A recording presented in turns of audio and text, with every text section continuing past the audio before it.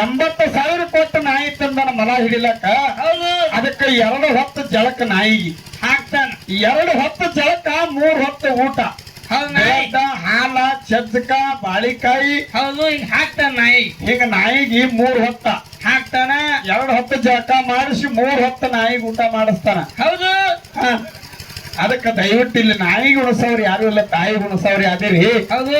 ಆ ನಾಯಿಗೆ 2 ಹೊತ್ತು ಜಳಕ ಮಾಡೋದು ಹಡದಿರ್ತಕ್ಕಂಥ ತಾಯಿಗೆ 1 ಹೊತ್ತು ಜಳಕ ಮಾಡಿಸ್ರಿ. ಹಡದಿರ್ತಕ್ಕಂಥ ಋಣ ಮುಡ್ತದ. ನಾಯಿಗೆ 3 ಹೊತ್ತು ಊಟ ಹಾಕುದು.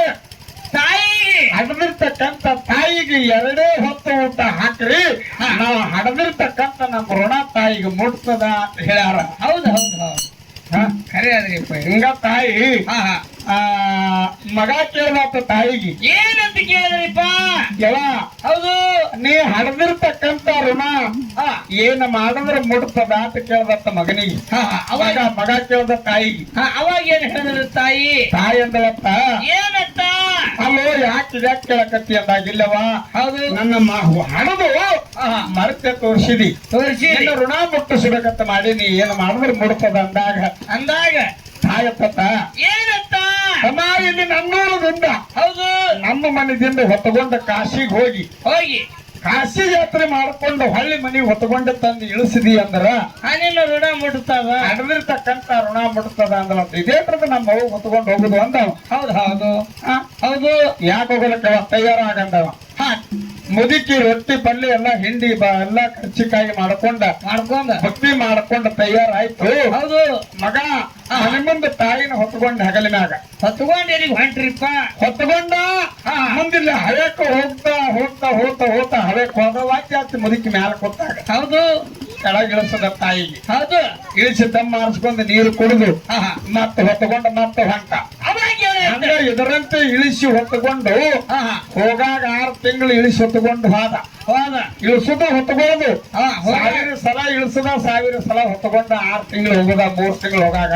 ಹೌದು. ಹೊಳ್ಳಿ ಬರುವಾಗ 3 ತಿಂಗಳು ಬರೋದ್ರೊಳಗೆ 1000 ಸಲ ಇಳಿಸುದ 1000 ಸಲ ಹೊತ್ತಕೊಂಡ ತಂದು ಇಳಿಸಿ ಮನ್ಯಾಗ ಇಳಿಸಿ ಮುದುಕಿಗಂತ ಏನಂತ?